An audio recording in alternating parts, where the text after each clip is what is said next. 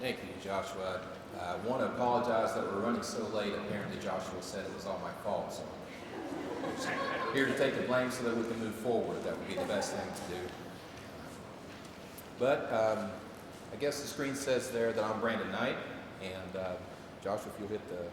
I'm a certified health coach and trauma-informed life coach, and I have 25 years of experience in wellness and 15 years of experience in somatic and gestalt therapy. So let me explain some of those words to you because they might not make a lot of sense to you. They wouldn't make a lot of sense to me if I wasn't educated in that stuff. So what I am is a functional health coach. So let me describe the difference between functional medicine and what Western medicine is. So imagine if disease was a tree. The leaves would be the disease, it'd be the diagnosis. Let's take high blood pressure, for example. So come into the doctor's office and they say, hey, you got high blood pressure. You know, we can tell by the readings. Here's a pill for that, here's a pill for stress in case you need it. Eat less salt and have a good day. So that's kind of how it would go. But a functional doctor, a functional medicine doctor would say, hey, let's look at the leaves, and that's fine, but let's look at the twigs and the branches underneath that, start connecting it to the trunk. Let's look at your deficiencies. Maybe you have less potassium, less magnesium. Maybe you have a deficiency there. Maybe you have a problem with cortisol. Maybe you have a problem with insulin resistance and a few other things that are maybe stressing out the body and causing you to have high blood pressure. And if they're really knowledgeable about what they do, they may go into the actual trunk. They might look at gene mutations then, like MTHFR or something like that, that's causing your body to not break down your B vitamins properly and say, hey, that's really affecting your nervous system. That might be why you're having high blood pressure. And look at how your body is doing things chemically. If they are really healing people, functional medicine doctors on a consistent basis are healing people over and over again, and they're really worth their salt, they know what they're doing really, they go into the root. They'll go into two things, the root of all disease, typically, that I found, that I've studied under functional medicine doctors for the last 25 years. The people that are healing people will always go into two things, reducing tension held in the body and toxins.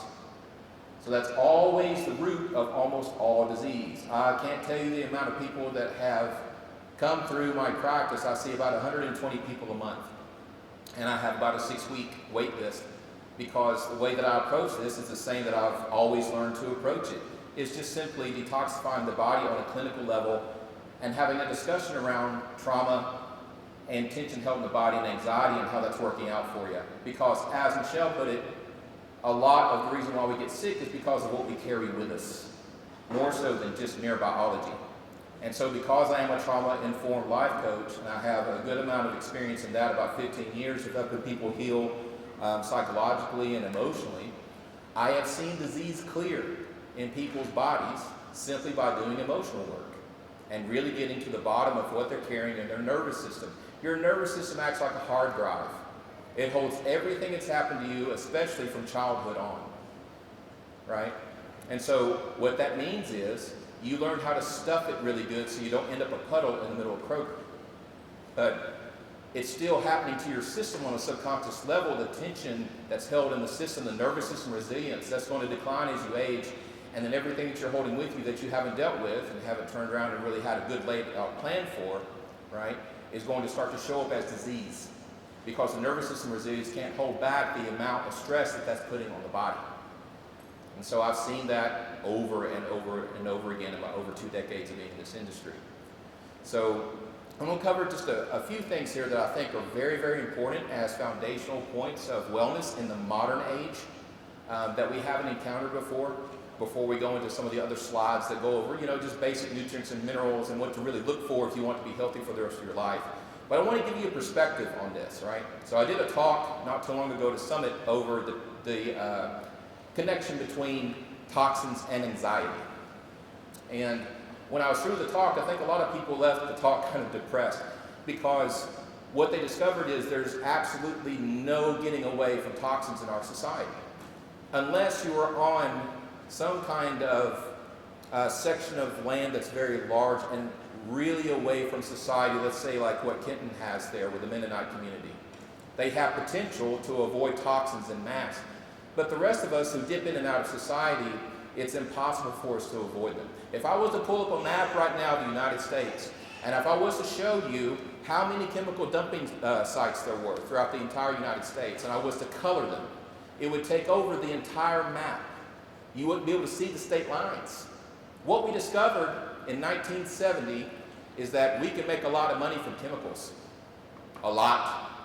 And so we have the technology to dig deeper than what we've ever been able to dig in the earth, and we have more technology to make chemicals than what we ever have been able to make in the history of humankind. And so you saw a significant increase in chemical production and chemical dumping in 1970. In 1950 and 1960, it was not that way, right? So we've all heard the story from Michelle and different people come up here that, hey, the people from World War II, the grandparents, great-grandparents, they lived until they're 90, they drank some wine every night, smoke a cigar, they have their mind, they can drive, everything's great because we ate a lot different, but also because we didn't have exposure to a ton of toxins, right, in our society. In 1950, 1960, it was almost unheard of to have cancer. You had whole communities in America that didn't even know what cancer was. So why has it increased exponentially from then until now to 1 in 3 being inundated with cancer? What is the problem? Well, look at the charts, right? In 1970, you see a significant increase. Then in 1980, everybody figured it out. Man, we can make money from this stuff. So you saw a complete, almost 90-degree angle of the chart go up in chemical production and chemical dumping. You know what else you saw that year go up? Obesity, the exact same way. Increase in cancer, the exact same way. Increase in autoimmune, the exact same way. Increase in gut dysfunction and gut dysbiosis, the exact same way. And now you have babies born en masse with autoimmune. Tons of babies born with psoriasis, eczema, asthma, cancer, and ADHD and neurological disorders are all over the place. It's ridiculous. It's amazing how many kids are born with that now. How many parents from the millennial generation on have ADHD compared to 1950 and 1960? It is almost crickets in 1950 and 1960 compared to now. So you tell me the difference. All the data and the inference implies that it is toxins that has done this. Also, the way we eat. Michelle's presentation was very, very well informed. I was impressed with that. Also, the connection that she made with the emotional aspect of well-being and wellness. It is so important that during this time, while we're not in some kind of emergency preparedness state, while your electricity isn't down and you have to really grope in the dark for things and really understand what it is to be self-sufficient, that you're gaining that awareness and those skills right now if you're training into that you prepare your body and fortify it, but also you fortify your emotional state, that you understand your preparedness mental state. That's very, very important because it will decide not only your health, but how you're able to respond to emergency. So you've got to mature emotionally. You've got to get in with somebody that really knows what they're talking about with trauma-informed therapy and emotions and re-educate yourself on it. Because what are we taught when we're young? If you don't hush up that crying, we'll give you something to cry about, right? But it's exactly the opposite of how the human body and the emotional framework works. That all works in an opposite direction. When we're born from the womb, grieving the womb with our whole body. Wah! Right? The whole system gets engaged in getting that stuff out. And then you don't have it anymore. You don't just get over it, you get it out. Then you're good. Right? So you have to have a plan that's better around the emotional tank that you carry around with you. Otherwise, when an emergency situation happens, you're going to be snapping at everybody, you're not going to have your head, you're not going to be calm, right? And the training you have is going to be harder and harder to implement. So, food for thought. Do your best to get in front of somebody that really understands that aspect. Because almost all of us in this room grew up with some kind of trauma. And I know everybody's parents are gyms, but that doesn't mean anything, right? New parents can be at home taking care of a baby, you're stuck in the crib, you wake up from a nightmare, you get stuck in the crib a little bit too long, maybe they researched on Google that they just need to cry it out, and they're done to take care of this child, and they don't know any better, right? Doesn't make the parents any kind of terrible people, but what happened in that instance is, the child, right, the ego come along and say, hey, this feels like it's killing us, right? So we're going to wrap the emotions around the event, embed it in the body, and now we might become codependent from it because we never want to be left alone again. So we might live with the parents too long, might feel like we're dying every time we break up with somebody. might choose partners that compromise us because we feel insecure about being left alone. So just food for thought. There's a lot more in your past that's a little bit more complicated than how you're programmed right now, how we're all programmed, than what we've been led to believe. It's the same way with biological health too, because it benefits them for us to stay really, really under things. If you become sovereign, you become free, right? Full of strength emotionally, full of strength in your body and with your wellness. You become a whole individual then. It's hard to handle you. You're able to adapt. You've got nervous system resilience. You become a very, very independent force that can influence people around you, that can gather people around you. And you become stellar parts of communities, able to really give with your strength that you've developed. So there's kind of a vision, an outline of everything. I also want you to take into account the food. Very important that we all look at where we're getting our food from. Since 1950, we have lost 1% of our nutritive value out of our food per year. That's cumulative. That means we are eating food that is 70-something% less nutritive than what it was in 1950. And we wonder why the vets of World War II can't just live until they're 90. Because they had much more nutritive food they were eating. They have a great foundation. So there's also something for thought. If you want more evidence on what I've discussed about emotions and body health, the connections are all there. Read The Body Keeps the Score by a group of doctors. Read after Dr. Joe Dispenza. He even details exactly how, and done clinical trials over how we hold emotion states in the body, and with a lower vibration like fear or anger that we really concretize, that it changes the way the cells signal in the body. It changes the way that the gut can actually operate. It changes the way in which your microbiome can communicate.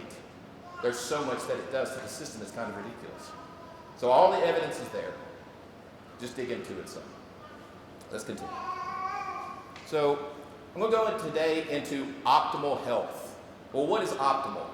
So a good example would be if you go to a doctor's office, right, and you get your vitamin D checked. Well, a doctor would say, hey, vitamin D looks great. It's at 30 nanograms per deciliter. Everything's fine. But in actuality, if you do the research, what is optimal vitamin D levels is between 60 and 80 nanograms per deciliter. That's the level at which your body really starts to fight off cancer, where your body really starts to fight off disease properly. That's this rate at which your body starts to really coalesce into something that's really great. You start to feel good in your mood, you start to improve your breathing with vitamin D. All the benefits of vitamin D start to really come to effect when it's at that level. But at 30 nanograms per liter, that's simply to show that you're still alive. And if it's tanked out below that, then it's almost an emergency situation. Let's get you an infusion of vitamin D. So optimal means that we are going for well beyond what the Western medical model views as okay. We're going for thriving. We're going for bountiful health, vibrancy. That's what we're going for. I'm going. So the basis for essential nutrients. So let's go into this a little bit. So let me explain where I'm coming from with all of this, okay? So what we're doing is we're mimicking the old world diet that we had. So what we had was access to a lot of fish, right? We settled next to fresh water when we could. We were nomadic. Our body evolved for thousands of years on this kind of diet, right? We had a lot of leafy greens, a lot of heavy fiber in our diet. So we had a lot of magnesium-rich foods. We had a lot of fish oil. We had a lot of vitamin D because we stayed outside all the time, and that vitamin D soaked into the skin really well, right? So we had those available to us. Another thing that we had was a wildflower diet. We'd go throughout the forest and the jungle, wherever we were evolving next to, and we'd pluck things off the forest and jungle floor, and we'd eat it. And if we grew anything, we'd eat it right out of our backyard or wherever we stayed. And that had soil-based organisms on it. That had good bacteria that's now bleached and washed off when we send our food to the supermarket. So we're missing all of that. And when we understood about fermentation, we fermented things for the winter to preserve them before we could invent refrigeration. And so we had really good juices sewing up our gut and curing leaky gut. all the time. And the countries that mimic that old world diet the best have the healthiest colons in the world, and also live to be the oldest in the world, and per capita are the least obese. Let's look at Japan, South Korea, Eastern European bloc of countries, right? COVID spread out from Wuhan and started killing off 2% of the population of these nations. And then it reached Japan, and everybody thought, whoa, Japan's going to get it. A bunch of elderly people there, they're basically stacked on top of each other, hard to social distance, right? But hardly anybody died. They're like, what is Japan doing? So they sent some researchers there immediately to find out what was happening. Just found out it's because they have really great colons. They have very young colons. They have some of the youngest colons in the world. And look at what's happening in their culture, right? Hardly any of them are obese unless they actually want to be, like sumo wrestlers. Have very good immune systems. You have Okinawa, which has the most amount of people that live to be 100 in the world, or close to it. So the evidence is all there for what I'm talking about. When you mimic the old world diet, you start to really become a lot more vibrant and come into being. In fact, if someone walked into the store at Nutrition World, you can hit it again, yeah, and said, hey Brandon, I don't want to take everything in the store to be healthy for the rest of my life, so why don't you give me like your top 4 nutrients? What's going on? Like the stuff I can supplement with that we're missing out of our diet the most, that actually needs supplementation, that's hard to find and hard to grow in my backyard. Well, I'd say number 1 is fish oil. Just like Michelle said in the last presentation, we have a 6-to-1 ratio of omega-6s to omega-3s. Do you know how hard it is to get that back to 1-to-1? How much fish you'd have to eat? You'd almost have to get mercury poisoning to do it. Fish is way too inundated, just like I stated the toxins. We have 100,000 toxins in our environment right now that are inundating us in America. To give an example of how pervasive all that is, you have one toxin that's inundating the entire country. That's glyphosate, right? Roundup, the weed killer. You go into Home Depot and there are stacks of it everywhere. You go, the municipals use it. So say for instance, your state and local government, your city government, all use Roundup to keep weed off the sidewalks. And then it's sprayed, of course, everywhere in the Midwest. And the problem with that chemical is that only 1/6 of it goes into the plant. 5/6 of it runs off into the waterways. So it's running into the Mississippi so much that it's going up into the clouds and raining on us from east to west. So that's just 1 out of 100,000. It's impossible to avoid. 20,000 of those can't be filtered out of our waterways by municipal means. So Congo water, my God, you need it so bad. In order to be healthy in today's environment, if you're not completely separated from society, you've got to detoxify with advanced carbon technology once every 4 to 5 years. You've got to have clean water. Water is so inundated with so many terrible things. It's ridiculous. How many people flush their pills down the toilet? Imagine what you're drinking. When I distill my water at home, what's left in the distiller is brown gunk that stinks. You'll never drink tap water again if you ever distill it. It's terrible. It's awful. But back to my point, fish oil is extremely, extremely important, but it's really, really inundated with toxins, right? So we can't eat it all the time like we're supposed to. So this is one of those things that's really viable to supplement with because they purify the fish oil. Now, once again, you have to go to a place that really knows what they're talking about and gets in the right brands because not all fish oil is created equal and not all of it's purified the same. Fortunately, we third-party test all of our stuff. We're very clinical to what we do. We have over 18 practitioners on a 2-city block campus, so we're doing things a little differently than everybody else. As a functional health coach, I see everybody from cancer to Lyme disease patients to ulcerative colitis to Crohn's. I'm seeing extremely hard diseases to cure in the Western medical model that we're clearing up like nobody's business, right? But we're doing it with clinical grade products that are really tested well, and we're doing it through changing lifestyle, behavior, looking at the emotional thing. In other words, the whole picture, the whole being is what we address with those diseases. But it comes down to picking out the right products too when you have to supplement, and this is one of those that's very important to do. One of the best ones, and I normally don't mention brands because it sounds like I'm selling one. I don't care if you buy anything from Nutrition World or wherever. I just want you to be healthy and well informed and have a good plan. But I'll tell you with this, one of the best on the market is Vital Planet that just came out. Absolutely amazing formula, very well refined and purified. Does an excellent job of changing those cholesterol numbers to be very healthy and shoring up the skin. Fish oil, you have to have it for the brain, for the eyes, for the skin, for the colon, because our body is smart, it's intelligent. When we're exposed to nutrients for a long period of time where we evolve with them, then the body says, hey, this stuff is great. Why don't I start to mutate a little bit to start to accept more of this, and I'll develop processes off of it, and I'll do some really great things with it. And that's what we did with fish oil. So it's in omega-3s are in almost every aspect of who we are. A lot of diseases actually form because we don't have enough of this in our body. A 25-year white page study done by a group of doctors, right, stated that the number one reason why we have heart attack is because we have a lack of fish oil in our body, or a lack of omega-3s and fats. Number one reason. Does anybody know the number two reason for death worldwide? It's cancer. Cancer. Number three, guess what number three is? Over-medication. Let that sink in for a minute.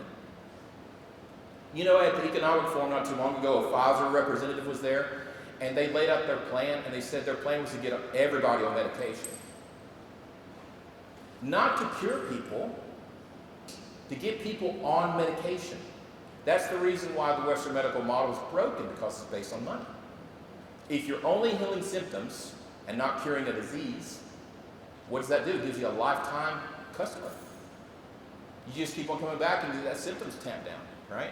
The problem with that is that the medication is poison. Over time, it kills the body. It's petroleum-based. The Vandenbergers and the Rothschilds split the patents for all medication that was experimented on the Jews with in Nazi Hitler, when Hitler developed these, and they took one portion to America, one portion to the UK, and that is the beginning of the Western medical industrial complex.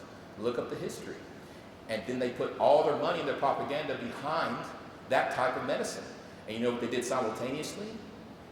They made sure and edged out all the homeopathic doctors at the same time. Made sure that homeopathic doctors and how they operated was outside of the insurance model, so that patients can't get the kind of care that they want from those guys that have to be paid. It can only be paid through the Western medical industrial complex.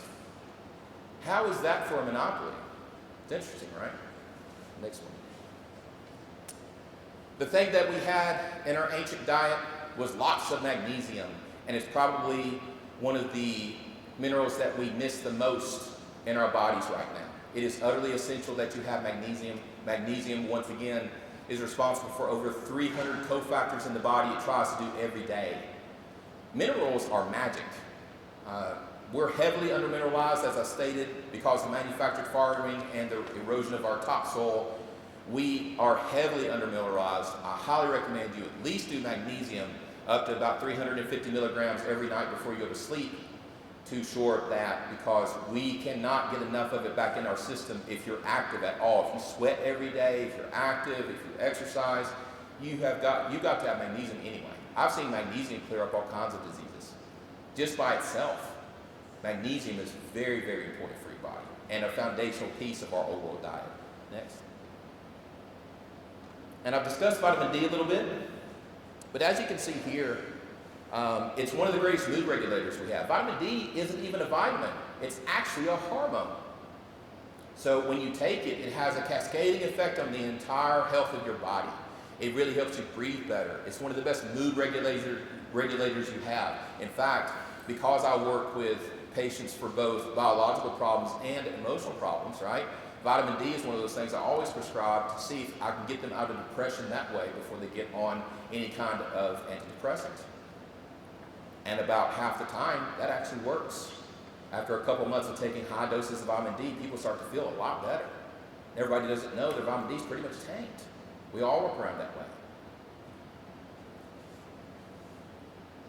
Let's see. Yeah, we'll go on. So let's talk about gut health. Because I mentioned that we fermented things for the winter, that we had soil-based organisms on our food, that kind of thing, right? So let's talk about how important that is. The structure of the gut looks something like this, right? So you have the outer layer of the gut, you have the middle layer of the gut, it's called the mucosal barrier. Then you have the villi, these hair-like strands that stick on top of it. Now in an ideal scenario, this is all together. Then food runs over this, then you get the chemical extraction of nutrition, goes in the cells, everybody's happy. Okay? The problem is, this scenario right here that I just described basically doesn't exist in America. Because all it takes is stress to make this mucosal barrier recede. But other stuff do it too. Antibiotic use, toxins, vaccines. I mean, almost everything you can think of. That mucosal barrier is very contentious. It'll roll back with almost anything. Now, in the old world diet, it was cool because we had postbiotics out of the fermented food that we had that would come in and cause this gut to close and stay closed even if that mucosal barrier receded. But in today's modern environment, because we don't have any of that in our diet, we think it's gross here in America, that mucosal barrier recedes, then the gut opens up just like a flower. Just like that. And of course, this is all microscopic. You don't have big holes in your gut like that. But now what happens is, food runs over leaky gut, and food particles leave, which is really bad because the body doesn't know what to do with food outside of the gut. It says, hey, that must be a pathogen, let's attack it. So it keeps on attacking it, but it doesn't die. And then it creates waves of inflammation, autoimmune, food sensitivities, that kind of thing, right? The other thing that happens is when food runs over this is compromised nutrition. You don't absorb as much when you have leaky gut. The last thing that happens is, and they're finally doing the research in Western medicine, but they found out that you have something in your gut called LPOs. LPOs, it's an acronym that I don't even have the audacity to try to pronounce, but it's a fatty-like substance that comes out of the gut, and as it comes out of the gut, it creates waves of inflammation throughout the gut, and they're linking back 80% of our diseases to that scenario. LPOs leaving the gut and the leaky gut. And when it creates waves of inflammation, long-term, it'll create cancer, advanced autoimmune, that kind of thing. So not that good for you at all. So it's very, very important that leaky gut gets shorn up. Well, the only way that it's going to happen is if you start to really take in postbiotics. You start to eat your fermented foods, as Michelle went over, right? You start to, there's a product that we have at Nutrition World that I give to every single patient I have as a foundational product to really help the gut and systemically rebuild the system so that they can start to fight disease. It's called Ion Gut Support. It's a postbiotic. I can take the scenario of leaky gut like this under a microscope and put one drop of Ion Gut Support on that and it'll close it up real quick. Very, very important. It makes a humongous difference in the systemic health of a person. The other thing that we had was soil-based organisms. Soil-based organisms are very important. So soil-based organisms are what they call spore probiotics. You might have seen those on the shelf before if you entered a health food store. The spore-based probiotics have a nice little coating around them, and that protects them against heat, against cold, against even antibiotics. They'll survive against antibiotics. And what they do, they have a very important role. They lay dormant on all the surfaces of our food. We used to eat them 3 times a day. And what they do is they lay dormant in our esophagus, dormant through the stomach acid, right, where most of your other probiotics die. And then they hit the colon. The sporulate come alive and hit the colon. And when they do that, they start acting like special ops. They just edge out bad bacteria, recondition the gut as they go, make sure that good bacteria can grow, start to help with leaky gut. And they even cause your ancient strains you inherited from your mother to grow, which is very important because you can't pill those up. Your Anchormagus strains, your ancient bifidus strains, those are very, very important to keep up. And it requires the right environment to make them grow. You can't just supplement to make those grow. So really important that you have both those things. So a summary is, get your vitamin D levels checked. It could cost as little as $35 at Nutrition World. If below 60 nanograms per deciliter, take vitamin D with K until it is raised sufficiently. Then lower the dose to around half of what you took to raise it as a maintenance. Take 300 milligrams or so of magnesium bisoglycinate every day. Magnesium bisoglycinate is the best form to take in my estimation for total body health. They have all kinds of different forms of magnesium out there that they use for different reasons. Magnesium citrate is really good to use in case you're constipated. Magnesium taurate is really good for the heart. Magnesium bisoglycinate is good for total body health and for supplementing with on a daily basis. Find a good green powder supplement and take it daily to ensure the detoxification processes are working in the body. Add a little fiber to this if you can. The reason why I threw that in there is because in our old world diet, we mainly had fruit, leafy greens, and stuff like fish. And occasionally we would hunt whenever we got the backbone to do it, because if you got a broken leg back then, that was a death sentence. So you didn't want to hunt big game unless you could help it. But we did. So get a good green powder in, because what that starts is a lot of processes in the body. It'll start the P405 process in the liver. That's a process that isn't started without leafy greens, right? And it decides how the liver actually breaks down nutrition and toxins and sends them in different directions in the body. You're already operating at a disadvantage if you don't have concentrated greens in your diet then, right? And who here has concentrated greens every day, right? Hardly anybody. Nobody. But there we go. One in the back. Yay. So we're missing this stuff, guys, is what I'm talking about. And we wonder why we're so disease-ridden. It's very interesting. And the last, take a postbiotic and a well-researched spore probiotic every day to maintain gut health. I've already covered that a little bit. But that's your 4 main nutrients that are huge, that mimic the old world diet that you need to supplement with or be on the lookout with. How you're doing homesteading and growing your own food, if you're getting into that and you're really doing it, you need to make sure that you're including foods that have this stuff in it, right? This mimics our old world diet. Next. So let's talk about exercise a little bit. So exercise, you can actually go a long way with just intensive body workouts. That helps the body detoxify.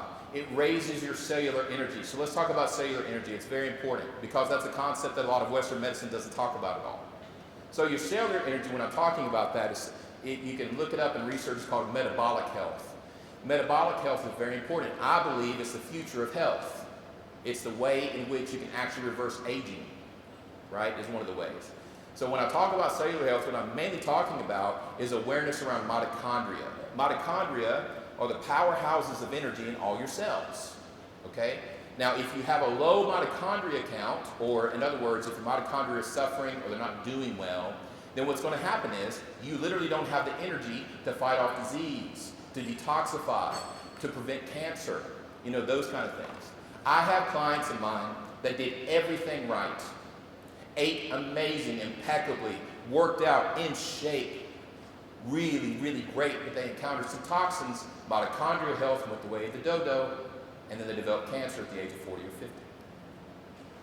Right? So you can do everything right, but as I've stated this whole time, toxins are really, really prolific now. We're the most toxic human beings that have ever lived, and you can take that both ways. So in body, we are extremely toxic. It's one of the reasons why autism and ADHD is on the rise so much, because when a woman gets pregnant, the body innately views it as a parasite. And when it does, it dumps all the toxins into the baby. And then it's born. Now, before, this wasn't a big problem.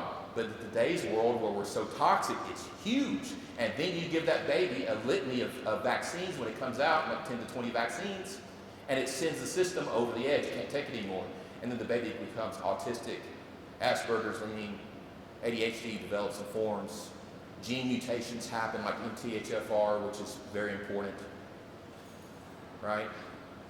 The more we sweat, the more we move the body, the more we increase blood flow, the more it makes your mitochondria, the powerhouses of energy that I've been mentioning, rise. And as they rise, also fasting does this. So fasting, as Kenton had so eloquently put in his presentation, fasting is so important. It can heal the body from top to bottom. You know why? Because fasting allows everything to rest in the system, first of all, but also it causes your mitochondria to skyrocket. Your mitochondria, the powerhouses of energy in your cells that allow you to have the energy to fight off disease and to detoxify and fight off cancer, go off the roof whenever you start to fast or whenever you start to exercise. It also increases them. Very important foundational aspect of health. You've got to be aware of what your cellular health is, right? So, to give you an example, right? So let's break it down how it actually works in case some people are like, mitochondria is kind of vague. So let's say you get an infection. So bacteria happens in the body, and the body's like, whoa, ring the alarm bells, infection, so let's produce more white blood cells, increase blood flow.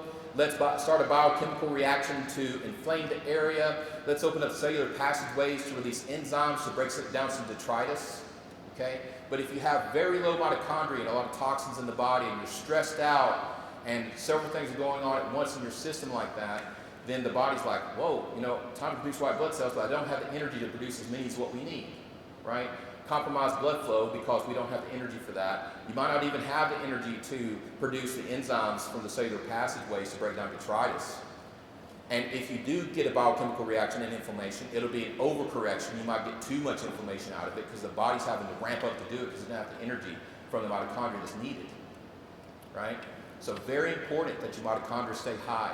Fasting, exercise, eating nutrient-rich food. I believe that what Michelle outlined is excellent as a diet. Absolutely amazing. Something that needs to be really well sussed out and researched and see if it's good for you. Really great stuff. In fact, that's how I actually counsel a lot of my clients to eat during times that they have some very nefarious diseases. Next. Yes, so let's go into food a little bit. So on the screen, I have pro-inflammatory foods. So let's look at that for a minute. You have refined grains and flour products. You have deep fried foods and processed foods. You have eggs, dairy, and fast food. Refined carbohydrates, sugar and sodas. Most commercial salad dressings. Margarine, trans fats, unhealthy oils such as corn and sunflower oil and soy, and artificial sweeteners. So I know that at least half the people in this room consume quite a few of these off this list, right? I mean, I know I've had sugar this week. It's part of the lifestyle of being in this society. I just want you to be cognizant of the fact that you are literally putting disease into your body, because disease can be defined at a base level as inflammation. At least over inundation of inflammation in the body. Inflammation in itself is a correction that the body tries to do to fight off disease. But when you get too much in there, that's a problem. And these foods encourage way too much inflammation. So you're literally encouraging disease with these foods. Next slide. So these are anti-inflammatory foods. Grass and pasture-fed meats, lemons, limes, and berries, turmeric, avocado and avocado oil, bone broth and vegetable broth, green tea, non-starchy vegetables, your cruciferous vegetables, your squashes, your organic extra virgin olive oil. Olive oil is one of the most important fats you can put in the body outside of omega-3s. Olive oil is amazing, but you can't get the fake brands that they sell at the supermarket. Bragg's is a really good brand of olive oil that's real. They have the polyphenols. It has everything that's necessary for it to really take hold in the body and see the benefits. Ed Jones, the owner of Nutrition World where I work, has been in health for over 40 years. He is unbelievably healthy. Almost everything that he's 62 years old and he wins bodybuilding competitions and his blood work comes back impeccable all the time. Absolutely paragon of an example of the work that we do there, right? But he takes olive oil with him everywhere he goes, and he puts it on everything. He takes it to restaurants, he has bottles at home, he puts it on everything, and it improves eyesight, improves brain function, improves heart health, improves bone health. The list goes on and on. But healthy fats are extremely important. Let's see. Apple cider vinegar. If you're not familiar with apple cider vinegar, get familiar. It's an amazing product. It does so many things in the system, it's kind of ridiculous. Coconut oil, butter, milk, and flakes. Do not believe for a moment that butter's bad for you. It is not. That's a lie. Especially grass-finished butter. Homemade butter. That stuff is amazing for you. It seals up the gut. It's absolutely amazing for the brain. Really, really great stuff. And it's anti-inflammatory. Basil, thyme, oregano, rosemary, sage, garlic, onions, and chives, and fermented vegetables. These are all anti-inflammatory foods. These are the foods that fight disease, right? And these are the foods that are really not readily available to any of us here in America that need it in a way that is convenient.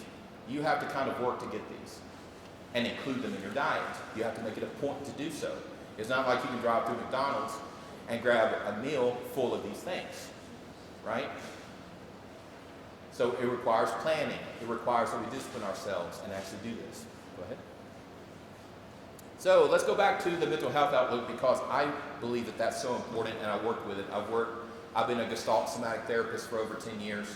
I was trained by some really great psychologists for that in Atlanta for a good 5 years. Just really amazing at what it does. When I say Gestalt and somatic therapy, that is a form of therapy where we actually deal with where your emotions are stored, not where you process them in your mind, because they're stored in the body. You have to have a body response with emotions, whether that be running and meditating, like forward movement, or whether that be allowing yourself to have like a snot bubble kind of fetal position shaking cry to get that stuff out, and then you can just move on, right? So there's a process to handling and dealing with emotions that is very well laid out in somatic and Gestalt therapy. It deals with that aspect so you don't re-traumatize yourself through that, so that you can actually get rid of the stuff and not have it anymore. Because the reason why anxiety and depression are so rampant is because we have shut down the grieving process in society. So that time that you come out of the womb and you use your whole body to grieve, leaving such a connected place, and you come out to a place that's cold and distant, and you need people to actually surround you for warmth now, outside of the mother's womb, we grieve losing that warmth, that care that we had in the mother's womb. So we grieve with our whole body. That's probably one of the last times you'll ever grieve with your whole body. It gets shut down quick. If I'm not comfortable with my emotions, I'm certainly not going to be comfortable with somebody else having their deal with their emotions. So as a parent, I'm going to say, hey, that's enough crying for now, man. Just calm it down, get over that, or whatever. Right? So we're trained not to grieve. You have to flex that muscle and learn how to flex it again. You have to learn how to grieve what's inside. There's a process to that. It really requires a practitioner to guide you through it who's very comfortable with it and been through the process themselves. I had to go through that process for over 5 years and heal myself in order to be able to handle other people's emotions and guide them through it too, right? Can't just walk up and start doing it. You don't feel comfortable enough to do it. No place is safe to do it. We're all invalidated over our emotions, and it's one of the reasons why we carry them with us and why they create disease, right? But if you get them out, they won't do that anymore. There's a process to it. So look up somatic therapy. Dr. Peter Levine is amazing. His books are wonderful. He's really helped people with PTSD, with trauma from war, all kinds of stuff. He's a master at it. He's unbelievable. Gestalt therapy, it is by Dr. Gestalt. He actually went through in World War II, I believe it was World War II, and he would go, before people understood what shell shock was and PTSD from war, he was actually healing vets of that in the tents where they were laying after being injured through his methods. Gestalt therapy is amazing for it.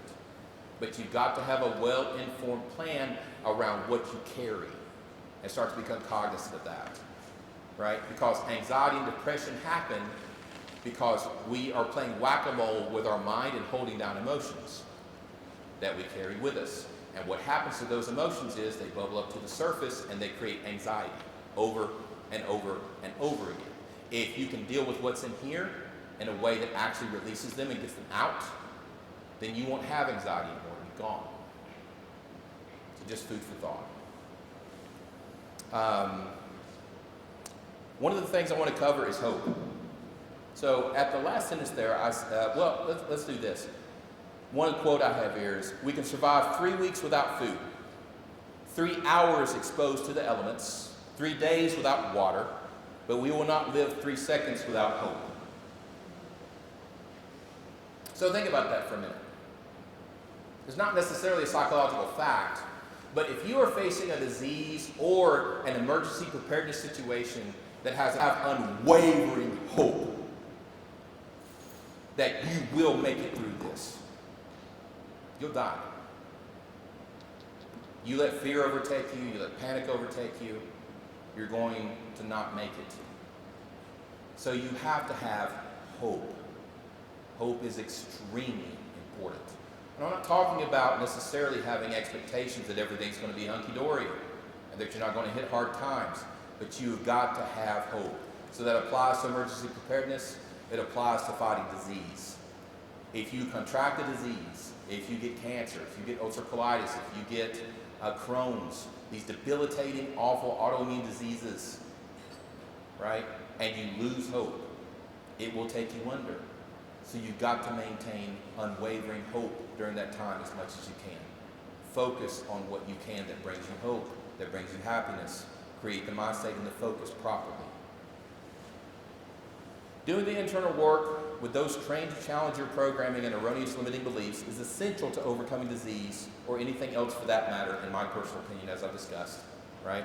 In fact, a lot of my cancer patients and my Crohn's patients especially, we do counseling on top of what we do for a protocol as far as supplementation and lifestyle change. You have to if you get that deep into it. Otherwise, you just have a reoccurrence. It'll be very hard to get out of, right? Because there is a big emotional component to it that's influencing everything. Hope and a well-informed plan will give you your health and allow you to overcome anything. I firmly believe that. If you have a very well-informed plan that has been proven to work and you mix that with hope, there isn't much you can't overcome. Next. Okay, here we go. All done.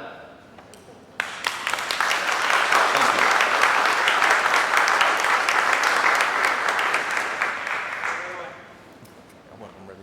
All right. Whoever was the speaker, could you come back up?